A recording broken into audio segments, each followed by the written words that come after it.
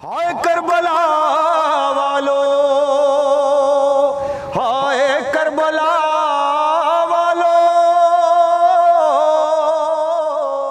فاطمہ کے چین نے، علی کے نورین نے، با خدا حسین نے دین کو بچا لیا، دین کو بچا لیا۔ حرف آ رہا تھا دین مصطفیٰ کے نام پر، منبر رسول بک رہا تھا تخت شام پر، منبر رسول بک رہا تھا تخت شام پر، دین کی اساس نے دست حق شناس نے امت محمدی کو خواب سے جگا دیا، دین کو بچا لیا۔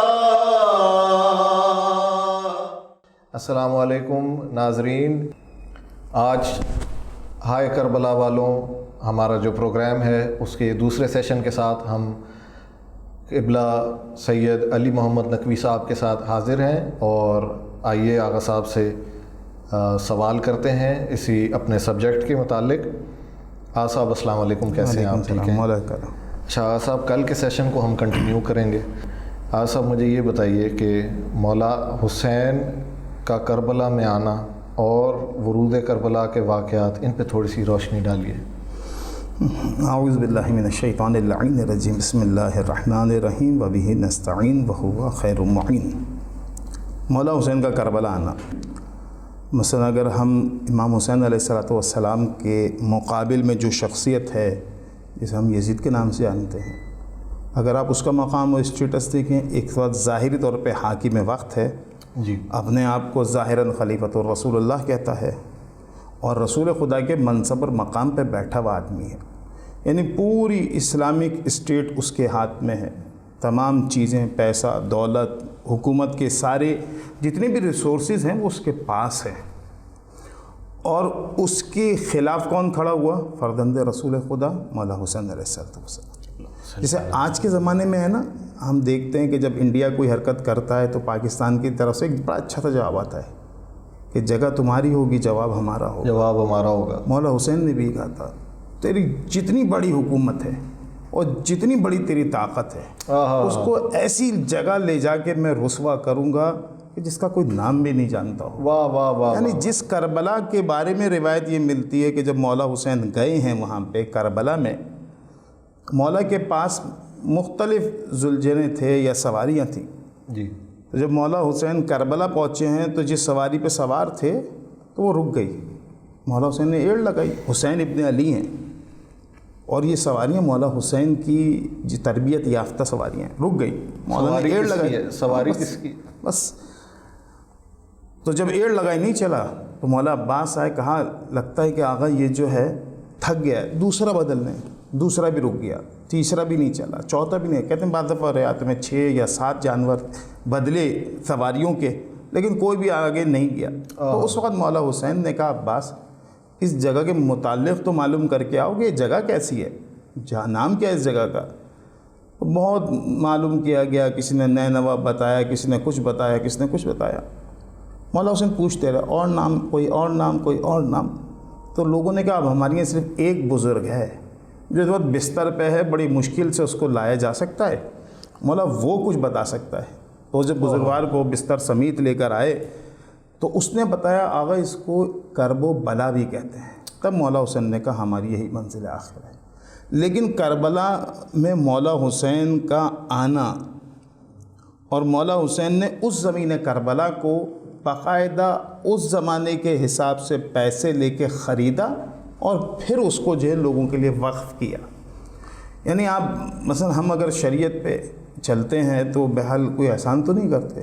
حسین جیسی شخصیت جو پوری کائنات کا مالک ہے، لوگ مانے نہ مانے وہ کائنات کا مالک ہے، بالکل ایسے، لیکن اس کے باوجود جب وہ کسی بھی دوسری جگہ پہ آتا ہے، چاہے وہ ملکیت ہے نہیں ہے جو بھی ہے، کیونکہ زمین تھی عام، تو مولا نے اس کے باوجود اس کو خریدا، اپنے اور اپنے رہنے والوں کے لیے جو ہمیشہ رہیں گے اس کو حلال قرار دیا، اس کے بعد لوگوں کو گفٹ کر دیا یا ہبہ کر دیا، دے دیا، جو بھی آپ کہہ لیں، کہ کہا کہ جو بھی میرا یہاں مہمان آئے گا اس کو آپ 3 دن جو ہے مہمانداری کریں گے، اور یہ جو مختلف رعایتیں ملتی ہیں۔ بہرحال کربلا میں آنا، یعنی اگر ہم کہیں کہ مولا نے اس کی جو ایک اکڑ، غرور، تکبر تھا، کربلا میں آ کے رسوا کیا کہ تو یہ سمجھتا ہے کہ میں حسین کو قتل کر دوں گا تو حسین کے بارے میں کوئی نہیں بتا سکتا، میری بہن زینب بتائے گی، میری بیٹی سکینہ بتائے گی۔ بلکہ اگر آپ کو میں روایت بتاؤں مولا حسین کے بارے میں، تو مولا حسین کہتے ہیں مجھے وہ گھر پسند نہیں جہاں سکینہ اور رباب جیسی بیٹیاں نہ ہوں۔ واہ واہ واہ، کیوں کہ یہ وہ شہزادیاں ہیں کہ جنہوں نے امام حسین کے اس مقصد کو، میں نے کہا نا اتنی اننون جگہ کہ وہاں کے رہنے والے اس کے نام سے واقف نہیں ہیں، جو بہت مشہور تھے انہوں نے بتا دی ہے، لیکن اس کے باوجود ایک بوڑھا آیا جو انتہائی ضعیف، اس نے کہا کہ مولا ہم نے یہاں سنا ہے کہ اسے کرب و بلا بھی کہتے ہیں، تب مولا حسین نے اس جگہ پہ رکنے کا فیصلہ کیا، یہی ہماری منزل آخر ہے۔ کہتے ہیں کہ جب وہاں پہ رکنے کا ارادہ کیا تو مولا کو آ کے علاقے والوں نے، جانتے ہیں کہ فرزند رسول خدا ہیں کیونکہ اسلامک اسٹیٹ ہے وہ اس میں حصہ ہے، تو انہوں نے کہا مولا اب یہ جگہ کچھ صحیح نہیں ہے، ہم نے اپنے بزرگوں سے سنا ہے جو بھی ولی یا وصی یا نبی یہاں سے گزرا ہے وہ ہمیشہ مصیبت کا شکار ہوا ہے، آپ فرزند رسول خدا ہیں، خدا کے لیے آپ یہاں سے چلے جائیے۔ تو مولا حسین کا جملہ تھا ہم یہاں جانے کے لیے نہیں، ہمیشہ رہنے کے لیے آئے ہیں، آباد کرنے کے لیے ہیں۔ جناب مولا حسین جہاں رہیں گے وہ جگہ آباد نہ ہوگی تو پھر کیا ہوگا، اس کا تو مقصد ہی بالکل بدل دیا مولا حسین نے۔ بس روایت یہ کہ اس جگہ کو مولا حسین نے ہدیہ کر دیا یا ہبہ کر دیا، لیکن بہرحال کربلا میں آنا خود حسین کا یہ ایک نئے سرے سے مزید، ابھی تک تو جو بھی ہو رہا ہے وہ حسین ہی کے حد تک پتہ ہے نا لوگوں کو، راستے میں جو خبریں ملی یا جو کچھ بھی ہوا وہ صرف حسین تک چل رہا ہے جو معاملہ ہے۔ اب دوسری بیویاں اور دوسرے افراد جو ہیں ان چیزوں سے متاثر ہونا شروع ہوئے، کیونکہ جب کربلا میں مولا حسین آتے ہیں 2 محرم کو، تو وہ آنا بھی کوئی ایسا آنا نہیں ہے جسے ہم سمجھتے ہیں کہ بہت آسانی سے مولا حسین یہاں آ گئے اور بیٹھ گئے اور مولا حسین نے اپنے پورے خاندان کو یہاں پہ ٹھالا، اور بہت مشہور روایت ہے اور مصیبت کی روایتیں۔ بہرحال کربلا ہے اور ایام ازاں ہیں تو ان میں مصیبتوں ہی کی بات ہو سکتی ہے، ہم میں سے کوئی بھی، کیونکہ جب خانوادہ رسالت غمزدہ ہے تو ہم کیسے اس میں جو ہے خوش ہو سکتے ہیں۔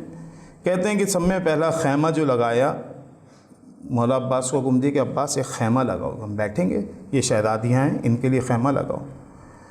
تو روایت ہے کہ جیسے ہی خیمہ لگا تو پہلے خیمے میں جناب زینب کو بھیجا گیا، اور جیسے ہی جناب زینب کو بھیجا گیا تو حضرت فضہ تھوڑی دیر میں دوڑتی بھی آتی ہیں، کہتی ہیں مولا حسین زینب بہت پریشان ہے اور آپ کو بلا رہی ہیں۔ تو بس جب مولا حسین نے یہ سنا کہ زینب بلا رہی ہیں تو دیکھیں جناب مولا حسین کی اور جناب زینب کا رشتہ، مثلا وہ جو ایک ہوتی ہے نا بہن بھائی کی محبت یا بھائی بھائی کی محبت، وہ اتنے بام عروج پہ تھی جناب زینب کی کہ جب زینب نے بلایا، ابھی کوئی ایسا نہیں کہ ہم بولیں جنگ ہو رہی ہے، جدال ہو رہی ہے، یا لشکر آ رہے ہیں یا افراد آ رہے ہیں یا کوئی قتل و قتال ہو رہا ہے، جناب زینب کا اس وقت اس طرح بلانا اور مولا حسین کا تڑپ کے جانا یہ بتاتا ہے کہ آئندہ آنے والے دنوں میں کوئی حالات اچھے نہیں ہونے جا رہے ہیں۔ تو بہرحال مولا حسین نے جب مولا حسین کو بلایا تو روایت کا جملہ ہے کہ جناب مولا حسین جیسے ہی پہنچے تو جناب زینب نے ایک جملہ کہا، بھیا جب سے میں اس خیمے میں آئی ہوں نا مستقل مجھے کسی کے رونے کی آواز، اور جیسے ہی میں غور کرتی ہوں آواز مانوس ہے لیکن سمجھ میں نہیں آ رہا کون رو رہا ہے۔ تو مولا حسین نے کہا بہن زینب تو نے پہچانا نہیں؟ کہا نہیں۔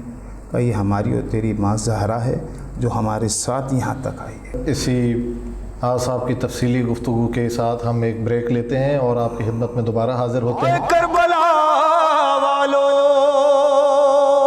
ہائے کربلا والو، ہائے کربلا والو، کربلا والو. ناظرین شکریہ آپ کا ہمارے ساتھ رہنے کے لیے.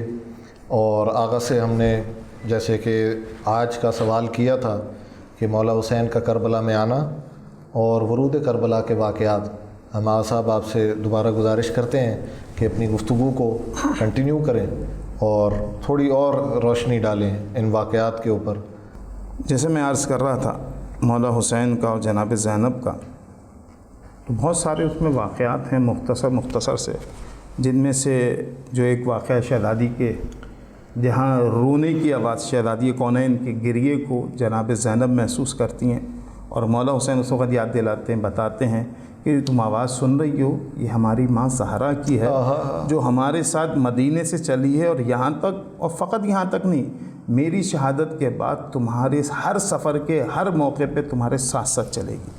بہرحال اگر ہم، کیونکہ وہ مقام اور وہ منصب جو مولا حسین اور جناب زینب کا ہے، یقیناً وہ لوگ ان چیزوں کو محسوس کر سکتے ہیں اور مطالب کو سمجھ بھی سکتے ہیں کہ کتنی بھرپور سپورٹ جناب زینب کو کہ ماں ہمارے ساتھ ہے. یہ ایک خود اپنا ایک حیثیت رکھتا ہے، ڈھارس ہوتی ہے. صحیح بات ہے. اور ثانیاً یہ کہتے ہیں کہ جب یہ کربلا پہنچے مولا حسین، جب کوئی کاروان آتا ہے اور بیٹھتا ہے تو اس وقت دھول اڑتی ہے نا، ایک گہما گہمی کی سی کیفیت ہوتی ہے، ہلچل ہوتی ہے، چلنا، جانوروں کا پاؤں پٹکنا یا لوگوں کا اترنا. تو کہتے ہیں جب وہ کربلا کی خاک اڑی اور وہ اڑ کے جناب زینب کی ناک تک پہنچی تو جناب زینب نے پھر گریہ کیا. پوچھا کسی شہزادی نے، بی بی کیا ہوا؟ کہا عجیب یہ جگہ ہے، اس کی جو خاک اڑ کے میری ناک میں آئی ہے نا، مجھے حسین کے خون کی بو آ رہی ہے. مثلا اتنا محبت، اتنا مضبوط کردار شہزادی زینب کا. تو بس بہرحال ہم جیسے لوگوں کی اوقات نہیں ہے کہ شہزادی کے متعلق بات کر سکیں، نہ ہمارے اندر ہمت ہے، نہ تاب ہے، نہ صلاحیت ہے، نہ الفاظ ہیں، نہ وہ فکر ہے کہ جو اس وقت جناب زینب کی تھی. میں نے کہا نا، کوئی بھی مقصد ہوتا ہے تو پہلی پیورٹی ہر بہن کی، ہر ماں کی، ہر بھائی کی یہ کوشش ہوتی ہے کہ جتنے بھی ہمارے شریک و قریب رشتے ہیں ان کو محفوظ کیا جائے، ان کو علیحدہ کیا جائے کسی بھی سانے سے. ایک کربلا ایک عجیب و غریب چیز ہے بھائی، ایک ایسا منظر ہے، ایک عجیب ایسی جگہ ہے کہ ہر قربت رکھنے والا رشتہ وہ ہر مصیبت کو اپنی جانب لینے کو پہلے کہتا ہے. کبھی ہم نہیں دیکھتے کہ جناب زینب جو ہیں مولا حسین کے برابر سے ہٹیں، سائے کی طرح برابر بالکل. جہاں حسین کا قدم ہٹتا تھا جناب زینب کا وہاں قدم آتا تھا. یعنی اتنا، میں نے جیسے پہلے پچھلے بھی ایپیسوڈ میں آپ سے کہا تھا کہ میں شریکت الحسین، اگر آپ دیکھیں تو بڑا گناہوں میں سے گناہ یہ ہے کہ خدا کا کسی کو شریک کار مقرر کرنا. لیکن ہم کہتے ہیں امام حسین کا جو مقصد تھا، مثلا وہ جنگ، وہ ہولناکیاں جو کربلا کی تھیں، بلکہ بعض دفعہ تو ہمیں ایسا لگتا ہے کہ مولا حسین کی مصیبت یقیناً اپنی کا بہت بڑی مصیبت ہے، لیکن آپ سوچیں جس 72 جنازوں میں حسین کا جسم ناتواں ہوتا ہے، ضعیفی آتی ہے، انہی 72 جنازوں کے ساتھ ایک مزید اپنے بھائی کا جنازہ زینب دیکھتی ہے. لیکن جب مقصد پتہ ہوتا ہے نا، یہ کربلا ہم آئے ہیں، ہم نے یہاں کرنا کیا ہے، یہی تو ہمیں خدا بتاتا ہے کہ تم اس دنیا میں آئے ہو تو تم یہ سوچو تم یہاں آئے ہو، کیا کرنے آئے ہو اور کیا یہاں سے لے کے جاؤ گے. آخرت ہماری منزل ہے. یہ جب جناب زینب کو پتہ ہے کہ ہم کربلا کیوں آئے ہیں، ہم نے یہاں آ کے کرنا کیا ہے، آپ دیکھیں، یعنی میں بعض دفعہ حیران ہوتا ہوں کربلا کے سارے ہی افراد پہ، جتنے ہیں، چاہے بچے ہوں، چاہے بیویاں ہوں، وہ عورتیں ہوں، کوئی آپ کو اس کے اندر جو ہے نا تقسیم نظر نہیں آئے گی کہ یہ خواتین ہیں، یہ مرد ہیں، یہ جوان ہیں، یہ بچے ہیں، یہ بچی ہیں. نہیں، ہر کوئی اپنا بھرپور کردار ادا کرتا ہوا نظر آئے گا کربلا کی تاریخ میں. چاہے علی اصغر ہوں، چاہے وہ 70 سال کا کوئی صحابی امام حسین ہو، کتنا ہی ضعیف کیوں نہ ہو، اسے یہ پتہ ہے کہ میرا رول کیا ہے یہاں پہ اور اس رول کے بعد میرا مقام کیا ہے. تو انشاءاللہ ہم آپ سے آئندہ آنے والے دنوں میں تذکرہ کریں گے. وہ سب جانتے تھے، اس لیے کسی کو موت کا خوف اور ڈر نہیں تھا. وہاں موت بالکل تبدیل ہو گئے تھے. تو بہرحال اتنا جانتے تھے لوگ کہ یہ کربلا ہم آئے ہیں، ہمارا مقصد کیا ہے کربلا آنے کا، اور ہم نے کربلا میں کب تک قیام کرنا ہے اور اس کربلا کو یقین مولا حسین کی تدفین ہو گئی، مولا حسین کو جو ہے قبر کے حوالے کر دیا گیا، لیکن اس کربلا کو اگر صحیح معنوں میں آباد کیا ہے تو جناب زینب سلام اللہ علیہ نے کیا ہے۔ وہی زینب تھیں کہ جنہوں نے زیارت کری، اس کو اپنی آنے کی جگہ بنائی، سب کچھ کیا۔ یہ جناب زینب کا کمال تھا، یہی کربلا کہتی ہے ہم سے۔ بہرحال میں کہتا ہوں کہ مولا کے ورود کربلا سے ہمیں بھی تھوڑا بہت درس لینا چاہیے۔ ہم جب مولا کربلا میں آتے ہیں تو وہ ہر چیز کو جس طرح واقف ہیں، ہم بھی اس دنیا میں آئیں، ہمیں بھی واقف حال ہونا چاہیے کہ ہم اس دنیا میں کرنے کیا آئے ہیں۔ ہم حسین کے پیروکار ہیں یا کسی اور کے پیروکار ہیں؟ اگر حسین کے پیروکار ہیں تو ہمیں آنے کا مقصد اور یہاں سے جانے کے بعد کے لیے وہاں کی تیاری یہاں کرنی، یہ ہمیں آنا چاہیے بھرپور طریقے سے کہ ہماری منزل یہ نہیں ہے، ہماری منزل کہیں اور ہے۔ ہم یہاں وقتی طور پہ آئیں گے، مولا حسین یہی کربلا کے لوگوں نے بتایا، ہم یہاں ہمیشہ رہنے نہیں آئے، تھوڑے سے ٹائم کے لیے آئیں، لیکن اس ٹائم کو ہم تاریخی ایسا بنا دیں گے کہ سامنے کا ظالم جو ہے اس اتنے سے ٹائم پیریڈ یعنی 2 محرم سے اور 11 محرم تک، میرے خیال 9 دن ہوتے ہیں یا بالکل ایسے ہی ہے۔ ان دنوں میں اتنا بھرپور یزیدیت کو رسوا کیا کہ آج تک وہ یزیدیت ذلیل اور رسوا ہو رہی ہے۔ بالکل ایسے اتنا، بلکہ اب تو پوری دنیا کے اندر پروسیشن ہو رہی ہے، اور اتنا مضبوط کہ ہمارے کردار مضبوط تھے تو ان مضبوطیوں کا نتیجہ نظر آیا۔ بس یہی ہمیں بھی لینا چاہیے کہ اگر ہم حسین کے ماننے والے ہیں تو پہلی پیورٹی کہ ہمیں دنیا سے زیادہ دل نہیں لگانا چاہیے اور کردار ذرا مضبوط رکھنا چاہیے جیسے کربلا والوں کا۔ بہت خوبصورت ماشاءاللہ آغا صاحب، آپ نے بہت ہی خوبصورتی سے ان سوالوں کا جواب دیا، اور میں اپنے ناظرین کو آغا صاحب کے اس پیغام کے ساتھ ہی جو میرے دل میں جو کلام چل رہا ہے، جو نوحہ چل رہا ہے، اس کے کچھ اشعار پیش خدمت کرتا ہوں اور اس پروگرام کا اختتام کرتے ہیں، اور کل انشاءاللہ آپ کی خدمت میں دوبارہ حاضر ہوں گے۔ اے عزادار حسینی یہ چلن زندہ رہے، ہاذا خانے سجانے کی لگن زندہ رہے۔ اے عزادار حسینی یہ چلن زندہ رہے، ہاذا خانے سجانے کی لگن زندہ رہے۔ جب عزا خانہ سجے تو دل بنے فرش عزا، جب عزا خانہ سجے تو دل بنے فرش عزا، دھڑکنوں میں ماتم شاہ زمن زندہ رہے۔ اے عزادار حسینی یہ چلن زندہ رہے۔ بہت بہت شکریہ آپ سب لوگوں کا۔ انشاءاللہ کل آپ کی خدمت میں دوبارہ حاضر ہوتے ہیں۔ دعاؤں میں یاد رکھیے اور اپنا بہت بہت خیال رکھیے۔ خدا حافظ۔ تین دن کی پیاس میں وہ حوصلہ تھا علامہ، ظلم کے اسیر نے رن میں ایک صغیر نے مسکرا کے فوج شام کو رلا رلا دیا، دین کو بچا لیا۔